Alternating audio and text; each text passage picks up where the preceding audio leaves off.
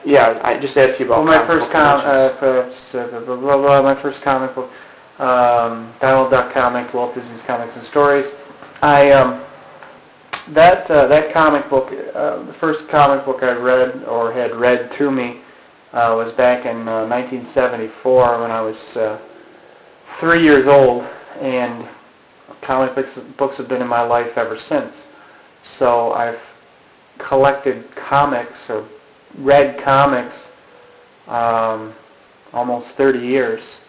Wow, that's amazing. And I started, I collected pretty heavily in the 80s, late 70s, early 80s was when I really was active, and discovered girls.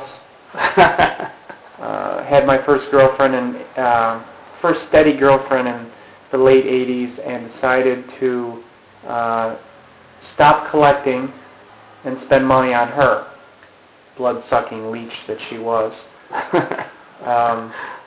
So I gave up on comics for a while. I always loved them, but they cost a lot, and I couldn't afford them. And I was in high school, and then I went to college, and they just didn't fit into my life.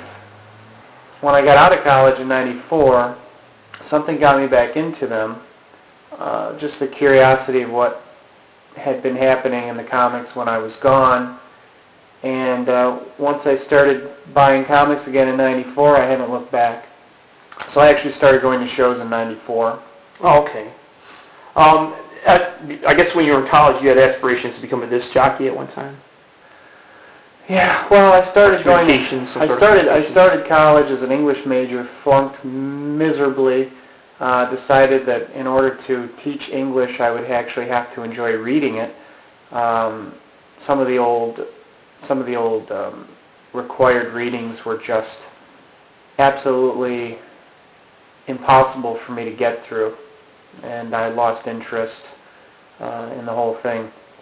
I went to community college and started hanging out at the radio station. I wasn't even a disc jockey at the time. I befriended someone at the radio station, and actually had signed up for some communications courses.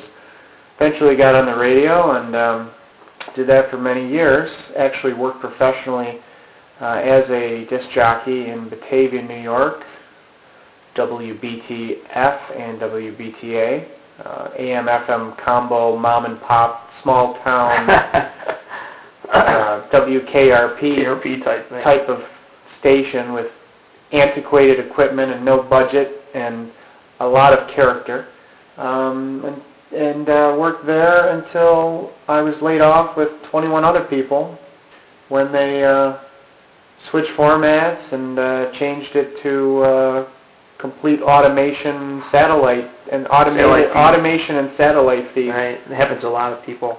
That soured me on the radio business, and I really had no aspirations to go back. Has being an inker seemed to prove more lucrative than being a writer or an artist? Well, it's less satisfying than creating your own characters from scratch. But it's also a more it's also allowed me to polish my craft, become a better artist in general by working and collaborating with another artist. I think that the result is more polished and professional, and it's always fun to work on established licensed characters or someone else's project. What are some of the projects that you're working on right now? Well, working on the I Dream of Jeannie comic, which will have a trade paperback coming out in August, which is a collection of all the work we've done prior. A Halloween special in October, and another book the month of around Christmas, I would say. We're also doing a book or a character, El Mucho Grande, Wrestler for Hire. We've done about 48 pages of work on him so far. We're going to come out with a couple of issues later in the year. That's great. I know for inspiration you listen to a lot of musical artists while you work. Is there any type of music that you really get into while you're doing your artwork? Like, I know you like Chris Isaak a lot. I like Chris Isaak. I like rockabilly. I like jazz, progressive jazz, modern jazz. I like alternative music, modern rock bands. But I find when I work, the best music I find to work with or work to without any interruptions or distractions are oldies or jazz. Will Burger Bomb ever return for another issue? Like issue number, was it 4 or 5 or something like that?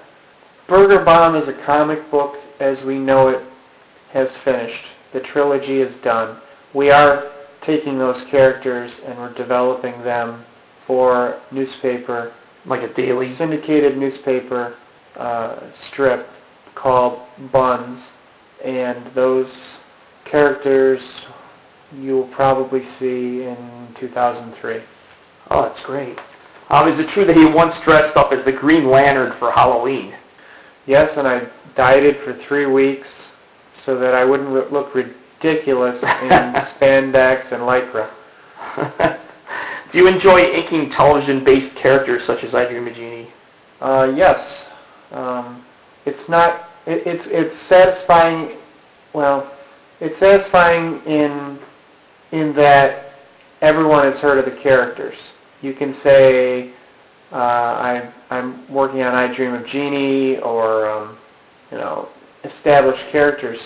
People will say, I've heard of that person, or I've heard of that character. It's not as satisfying as creating something completely out of your own imagination, but there's some sense that you're furthering there's some sense that you're furthering a legacy. Is Barbara Eden familiar with the comic book? Does she know about it? She's seen it. From what I hear, she likes it. Oh, that's great. She's pleased. I heard you might meet her in San Diego, possibly. I hope so.